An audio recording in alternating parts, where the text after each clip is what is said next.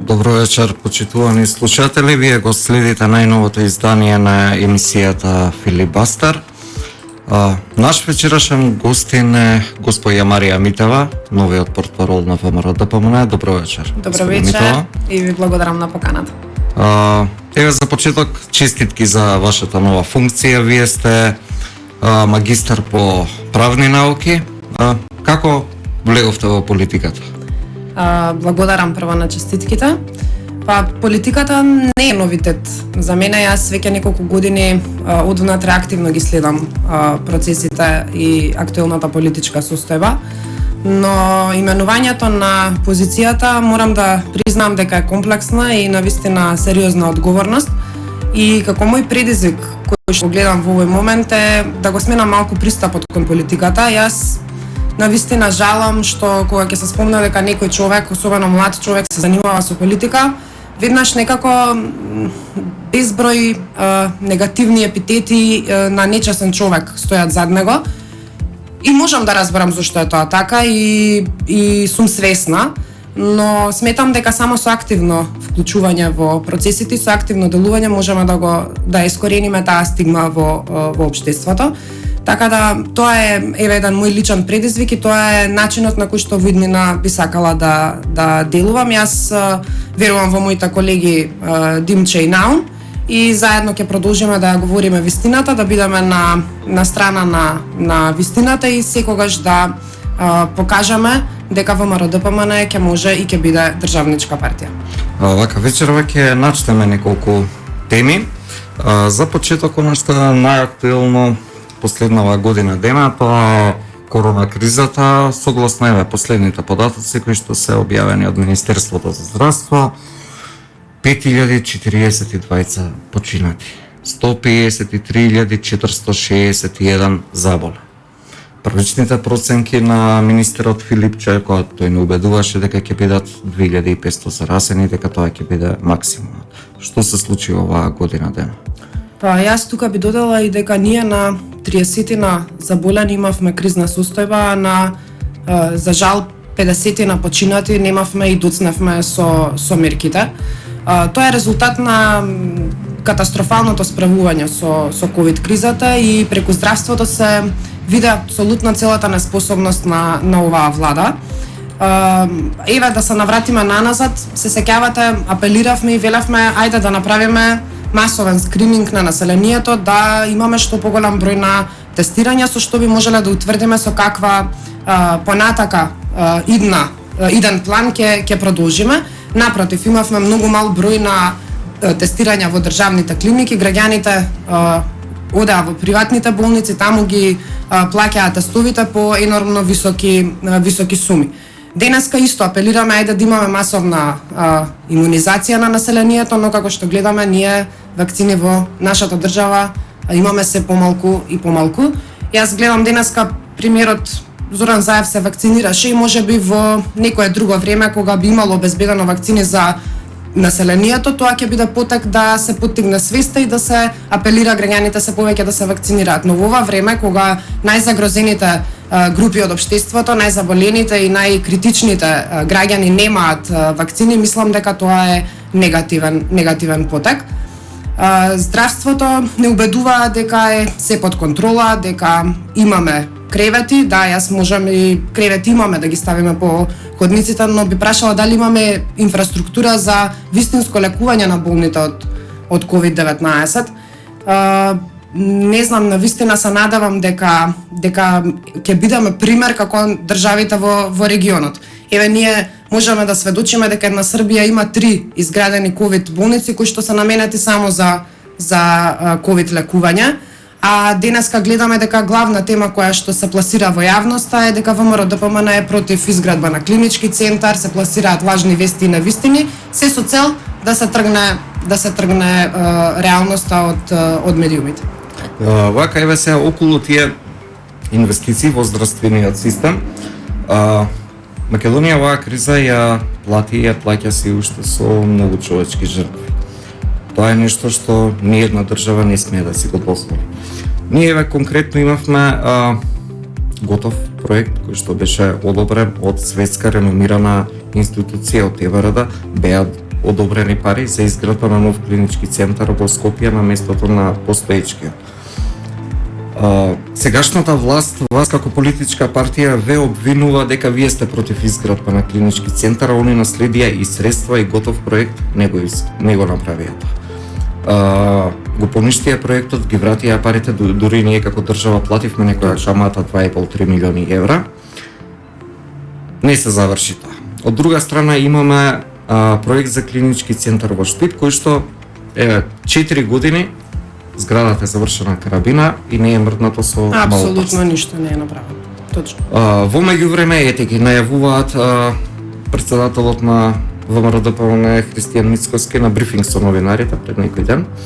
Го покажа документите кои што се анализата за изградба на нов клинич кој што е на 40 на страни. Зошто вас ве обвинуваат дека сте против тоа?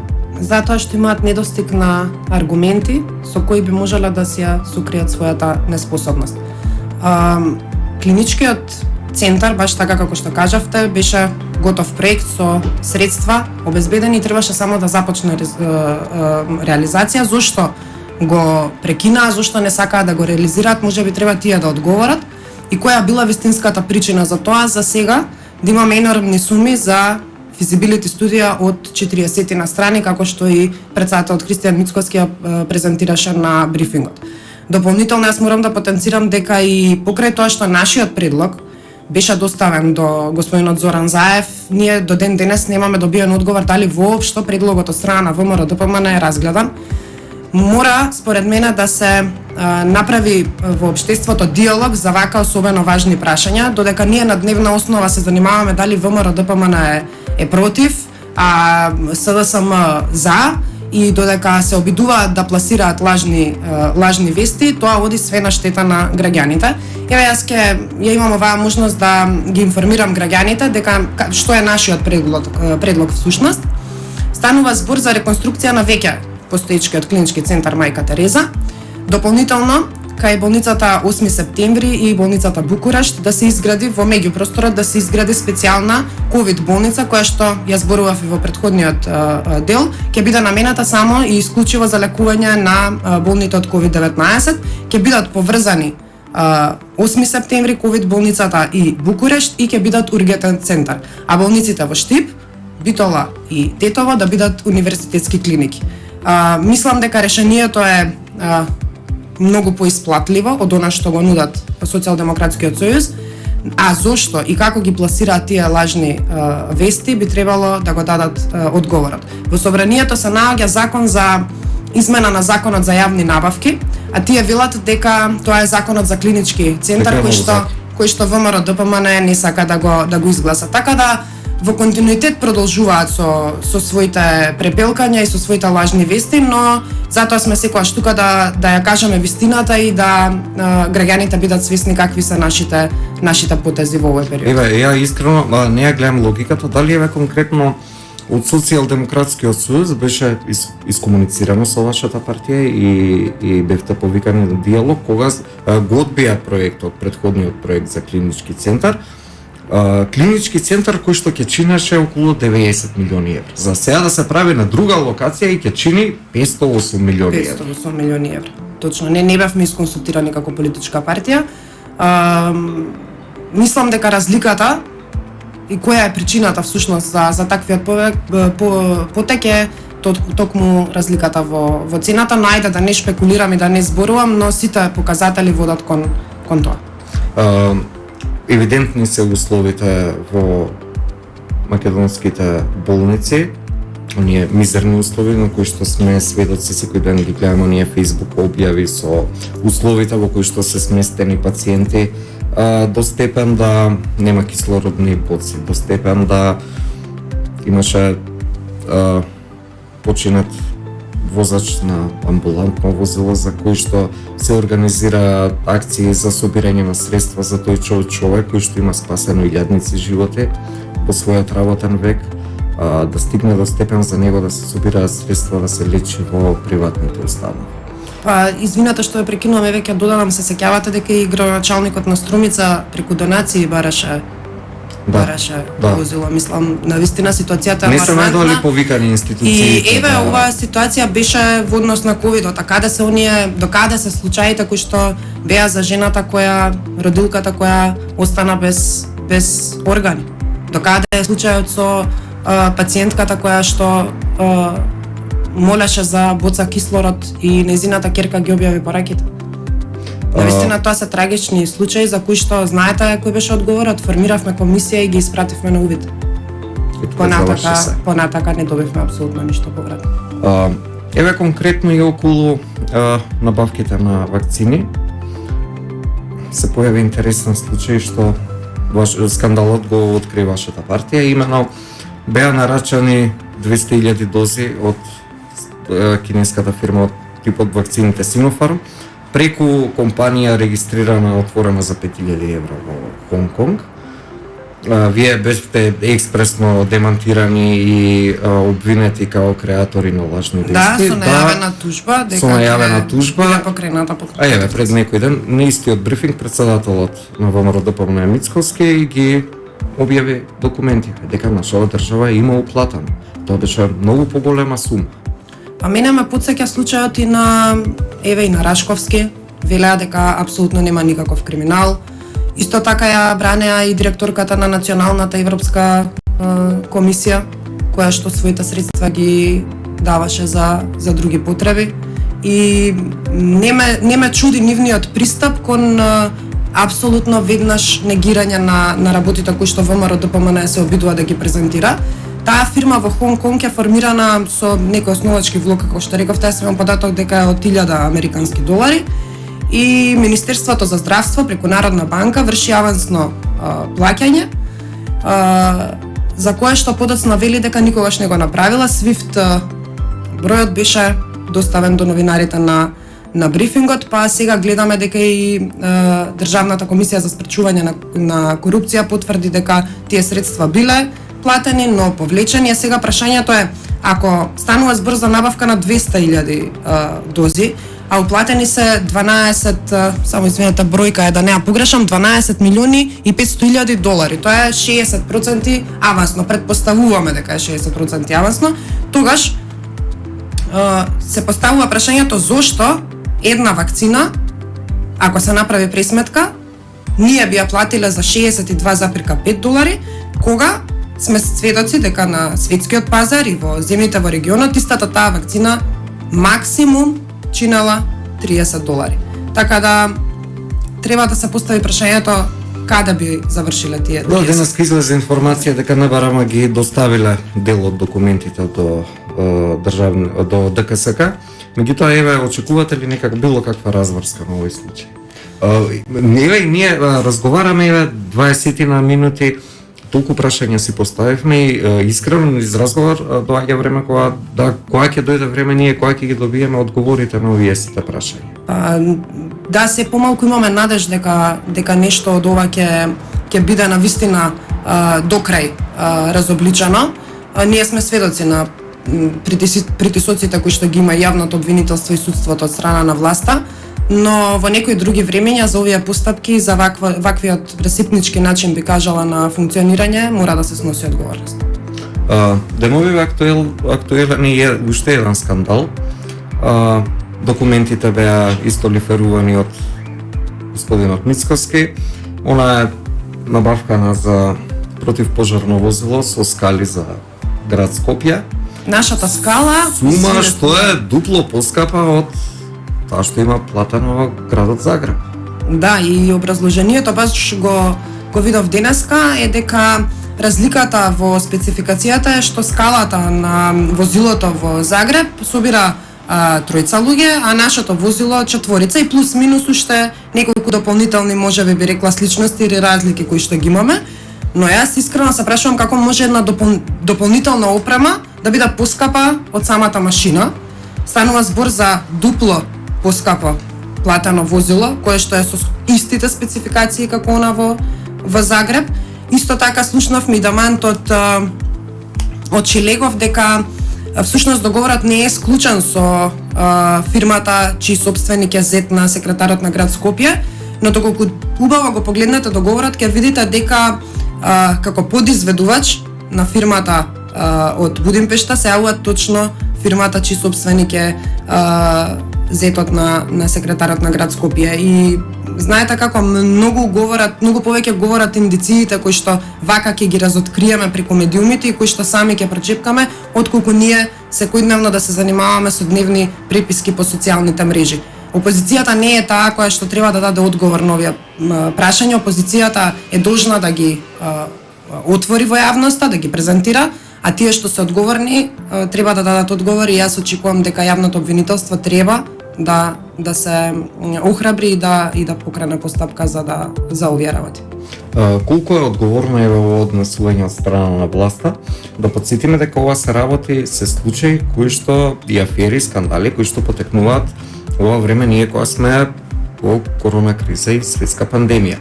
Во време кога нашава држава дополнително се задолжи преку 2 милиарди евра. Пари кои што ќе ни требаат можеби десетици години ние да ги вратиме.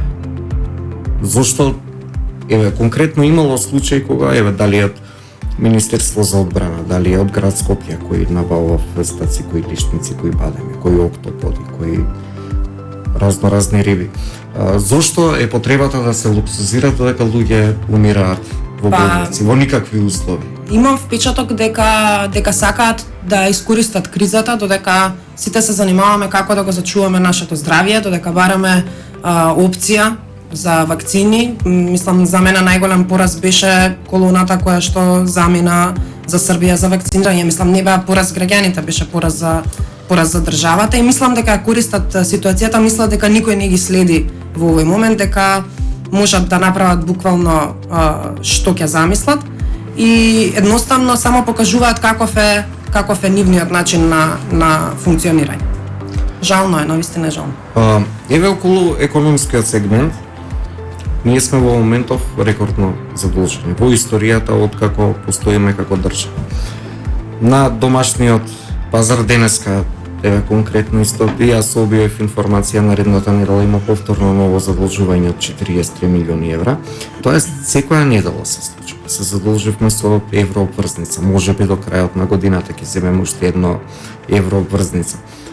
Говориме за огромни суми на пари. Ако комплетно ги земеме последните 4 години од владење, ако годишниот буџет на држава е 4 милиарди евра, тоа за 4 години се 16 милиарди евра, плюс буџетите на локалните самоуправи, доаѓаме до сума од 18-19 милиарди евра. Говориме за милиарди евра за 4 години. Колку е подобрен животот и стандардот на луѓето? Точно, тоа е прашањето кое што се поставува сега. Дали гледаме ние нешто од тоа задолжување, дали имаме инвестиција во инфраструктурата, дали имаме инвестиција во здравството, дали имаме во ситуацијата актуелна со COVID-19, ние можевме да направиме ребаланс и да определиме средства со кои ќе успееме да изградиме можеби нова болница. Нема апсолутно никаков проект зад кој што стојат овие финансии и ова задолжување. Под превезот на светскава корона пандемија ќе навлеземе во друга тема. Има други се случаи големи тектонски померувања во геополитиката. Степен да една соседна Србија игра со сите страни. Последен пример е добија и голем проект, говориме за на пруга од Белград до нашата граница. Проект кој што ќе чини околу 1.400 милиони евра, меѓутоа пола од сумата ја дава Европската унија. Ние во тој случај српскиот претседател Александар Вучич изјави дека проектот е да се поврзе со Македонија, меѓутоа од наша страна нема никој отиде на таму. Нема никој преговарано. Ние се доведовме до степен да променивме име на држава, не примија во НАТО. Меѓутоа дадовме многу да влеземе таму, ние славевме една година членство во НАТО, ние се уште немаме испратено представник таму. Ние како држава немаме амбасадор во Соединетите Американски држави со години и години. Најмукната држава во светот. Немаме ниту пак во Москва, ниту пак во Пекинг, немаме тука во Софија, немаме во Белград. Зошто самите се доведовме до степен да сме на маргините на општеството? Затоа што немаме ние честна, искрена и студиозен пристап кон надворешната политика. Да, точно е тоа што го кажавме. 30 години ние нешто даваме за да влеземе во Европската унија, континуирано се нарушуваат нашите национални интереси и водењето на политика, на подпишување на договори бланко без да се гледаат последиците и ветувања на соседни земји од невидени размери нема да не однесат нас во Европската унија. Додека ние не се посветиме дома, додека не се обидаме да заборавиме на криминалот, да не биде буквално во секоја сфера од општеството, додека не се обидаме да ги подобриме односите со нашите соседи, но пред се да ги утврдиме нашите ставови дома и да имаме еден јасен став, национален став по однос на тие прашања, јас не верувам дека оваа влада ќе може да постигне или да овозможи било каков напредок на Република Македонија. Кога сме веќе во тие меѓународни, подоцна ќе опфатиме малце поконкретно и за Бугарија и сите оние реформи во образованието кои што се некако следствено на тој договор со Бугарија. Околу една друга афера и голем скандал, оние ја го нарекувам натурализирање на мафијаши. Ние немаме собствена мафија, па мораме странци, говориме за 214 индивидуи кои што имаат габарит, кои што некои од нив тежат и милиарди евра, кои што добиваат легални македонски документи да патуваат слободно насекаде во светот. Дури еден случај имаше обид за убиство и убиство во Украина.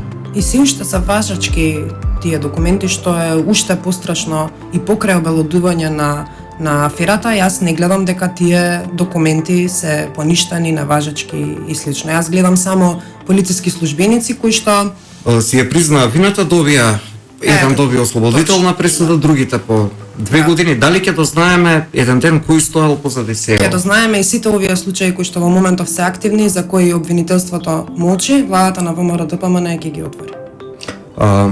Добро, ајде сега оној дел со Бугарија.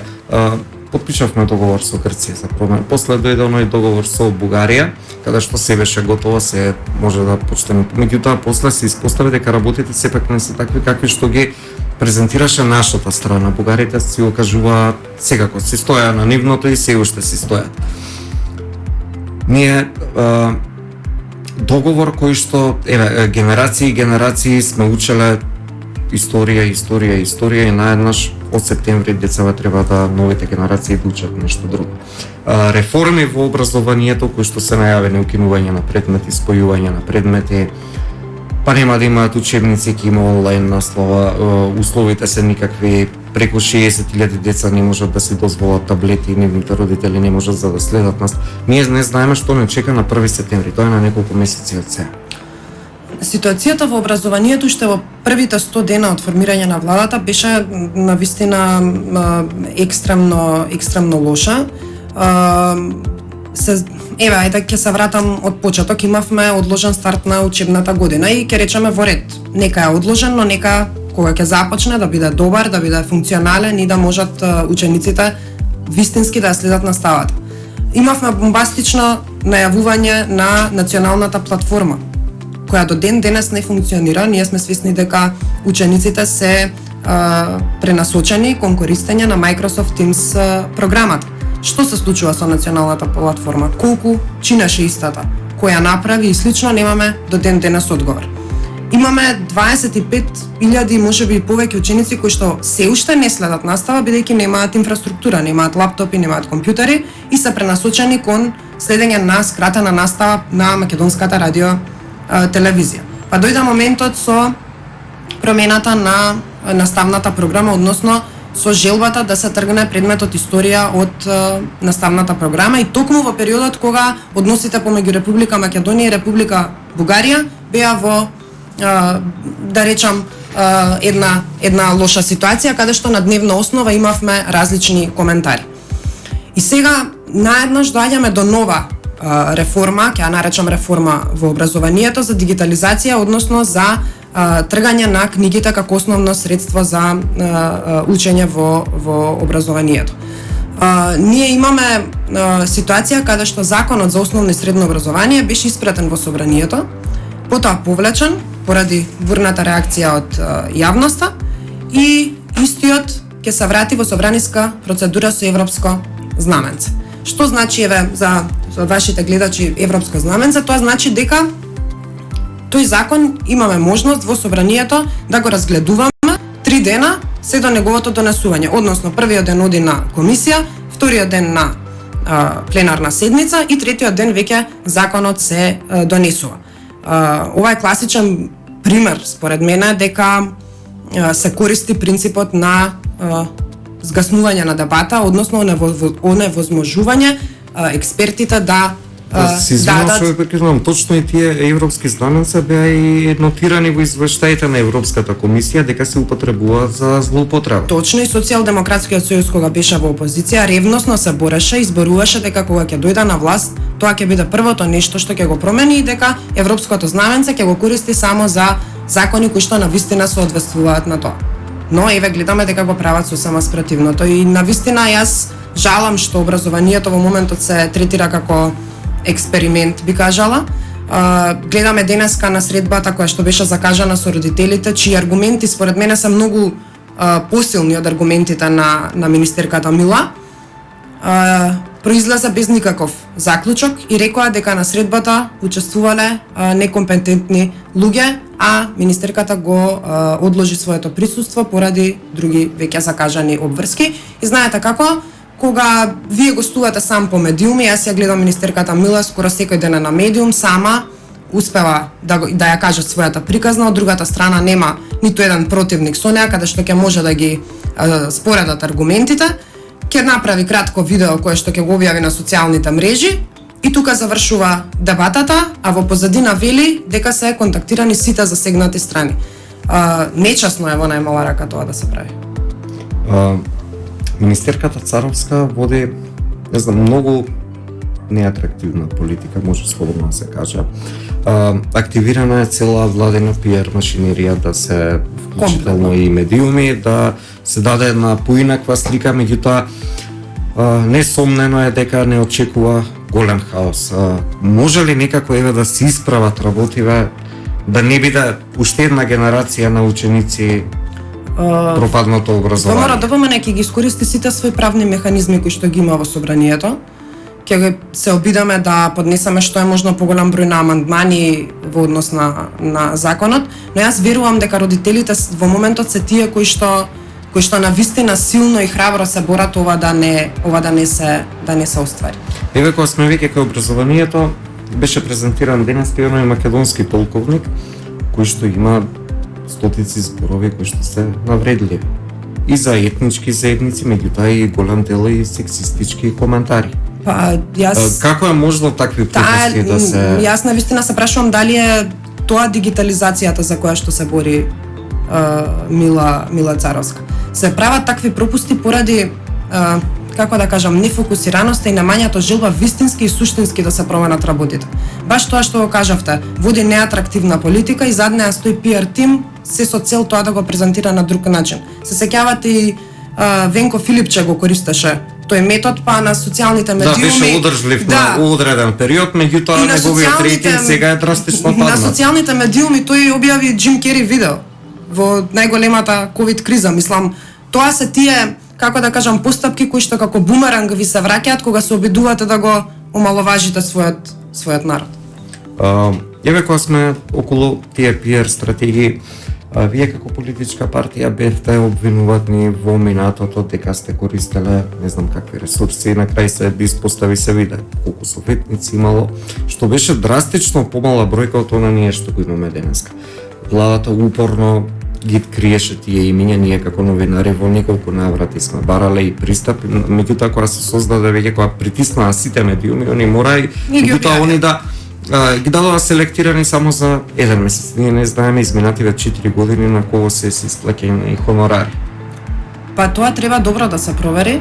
Говориме за 50-тина, 60-тина секој месец. Секој месец луѓе кои што се активно вклучени во тој пиар сектор. Да, меѓутоа тие се како надворешни соработници. Надворешни Плюс тие соработници што се плюс вработени. актуелните вработени, ве разбирам и навистина да не беше толку бурна јавноста, јас не верувам ни дека владата ќе се осудеше да ги објави имињата, затоа што и видовме на тој список какви све имиња имаше.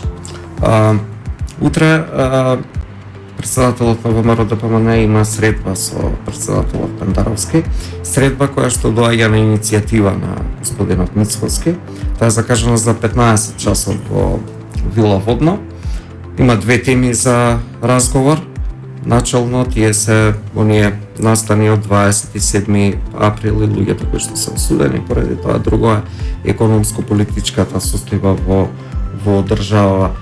Очекувате ли да тргнат работиве во некоја позитивна насока? Затоа што факт е дека ВМРО-ДПМН како политичка партија во овој случај ја подава раката прво.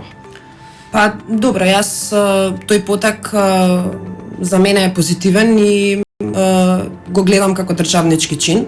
Кога станува збор особено за темата 27 април, вие на почетокот кажавте дека сум правник по професија и тука би можела многу подолго да елаборирам на темата, но она што е најважно е дека станува збор за и луѓето се осудени за дело кое што не постои и е потребна итна преквалификација на делото. Токму таа пиар служба на владата се обиде од страф и од, како да кажам, паника од големиот број на луѓе кои што беа на протестот и го искажаа своето незадоволство, се обида да ја сврти тезата и да не представи дека бараме слобода за терористи. Напротив, тие луѓе таму се но терористи и дело тероризам не постои. Можеби, доколку се направи некоја ретроспектива и доколку се постави прашањето дали направиле некаков вид на насилство, можеби одговорот е да, но дали тоа насилство треба да биде дело тероризам, апсолутно не. И тука, кога ќе сакате да ја пратите пораката, она што ВМРО-ДПМН го бара е фер и да овозможување на фер и демократски процес на судење, да можат тие луѓе пред се да имаат фер и демократска правда на која што ќе можат да се бранат. Ние знаеме дека случајот 27 април се темели на исказ само на еден сведок. Така да јас искрено за средбата помеѓу Пендаровски и председателот Мицкоски навистина упатувам искрени честитки и се надевам на позитивен исход. Но и вајде да почекаме да видиме како ќе се одвиваат работите утре. Еве конкретно денес имаше изјава и премиерот Заев и он ја поздрави таа средба. Меѓутоа има тука друго прашање што се поставува, да разговорот е по иницијатива на господинот Мицкоски. Меѓутоа еве конкретно зашто Пендаровски не го покани и Заев? Па јас Тоа што гледаме да еве и Пендаровски отиде и во Брисел, оди патува, меѓутоа ние имаме влада, ние имаме премиер кој што не се сретнал со ниеден премиер, председател, министер долги години. Па тоа не е негов интерес. Негов интерес е недела да биде слободен дел и да шета со мотор низ убавините на Република Македонија. Јас друго објаснување не гледам. Втората половина на октомври се закажани локалните избори. Вие како политичка партија какви очекувања имате? Очекуваме победа. Сигурна победа на секаде. ВМРО-ДПМН како политичка партија активно работи на тоа. Во минатиот период веќе го избравме и председателот на Републичкиот изборен штаб кој што го формира тимот, се прават активности на терен. Веќе утре ќе објавиме некој дел од тие активности кои што ќе следат во идниот период. Така да сакаме да бидеме на терен, сакаме да ги слушнеме вистинските проблеми на нашите сограѓани, од тоа да произлезат многу брои на идеи и проекти кои што ќе бидат вметнати во нашите програми. Јас сум силно убедена и верувам дека нашата цел ќе се темели на програма која што ќе биде детално образложена и реализирана за разлика од овие минати 4 години власт на градоначалниците на Социјалдемократскиот сојуз, каде што навистина имаме нереализирани проекти. Дали очекувате и одржување на предвремени парламентарни заедно со локалните? ВМРО ДПМН како опозиција мора да се надава и да работи на тоа и да бара предвремени парламентарни избори, но ајде да видиме како ќе се одвиваат настаните во идниот период, па можеби ќе има и некои поголеми поместувања. Ова го прашувам од аспект што долги месеци Македонското собрание не беше функционално. Имаше се собра, требаше да биде изгласан пакетот мерки, меѓутоа они се собраа само да се изгласаат доверба на влада. Потоа за оној новиот пакет нели беа донесени оние пратеници во скафандери, беше правена драма, беше истата таа PR машинерија беше активирана и да убеди јавноста дека вистинските херои се тие 20 пратеници кои што се појавиле во скафандери, дека вие сте одбиле тоа да го гласате, додека вие јавно настапувавте дека ќе се појавите и ќе го поддржате тој закон. Да. Меѓутоа еве конкретно претходно имаше и интерпелација, еве конкретно и за министерот Димитров. Нели влада како влада се гласа со 61 пратеник. Министерот Димитров на интерпелацијата доби поддршка од 57. Еве поставувам прашање каков легитимитет има? Па се поизвестно е дека владата има навистина многу проблем со обезбедување на мнозинство во собранието. Оној театар кој што беше направен и каде што Заев сам даде предлог да се гласа доверба на владата беше чисто да ја афирмира својата позиција и да се чувствува барем уште за кратко време моќен, наместо тој кворум да го обезбедеше тогаш и да можевме да ги гласаме петиот пакет мерки кои што немаше да стигнат со задоцнување за стопанството. И се додека ние во нашата држава правиме театар од сериозни политички чекори, се дотогаш нема да можеме да одиме напред. Така да јас сум сигурна дека на Социјалдемократскиот сојуз има навистина тешко да обезбедат мнозинство, па затоа беше и она обезбедување на мнозинство со скафандер на заболени пратеници и ред други такви постапки. Председателот на вашата партија најави македонска пролет. Ова пролет гледаме дека се случуваат некои работи што најавуваат доста интересни збитнувања во иднината, почнувајќи од тоа конкретно и Радмила Шекеринска најави дека нема да биде веќе подпредседател на Социјалдемократскиот сојуз, да има гласини да поранешниот лидер Бранко Црвенковски отвара нова партија. Заев вика нема ни информации, човекот веќе не му кажуваат. Се извинувам што ја прекинувам, но кога се обидувате некому да му направите зло, тоа истото ви се враќа. Вие, мислам, граѓаните беа сведоци дека Заев континуирано неколку години наназад работеше со работници од ВМРО ДПМН кои што буквално беа негови заложници, се со цел да направат штета во нашата политичка партија. Сега истото тоа по природен пат нему му се случува. Јас сум свесна дека во Социјалдемократскиот сојуз има превирања, но навистина не е пола на мој интерес и се надевам дека со мајскиот конгрес ќе имаат они можност да ги решат тие работи и да одберат по кој пат ќе проложат понатаму. Верувате дека ќе дојде до тоа, пошто има внатре партиски избори со еден кандидат во време на најголема светска пандемија. А тоа е представено како најголема демократија. 70.000 луѓе да идат да гласаат на гласачко место. Точно, а тоа е представено воедно како најголема демократска партија со еден кандидат за председател. Да ги оставиме да видам како ќе се справат со самите со тоа. Не би сакала да коментирам. За избори предвремени сте, претпоставувам сте подготвени. Апсолутно да. Секогаш. Апсолутно да. Во ред, Марија.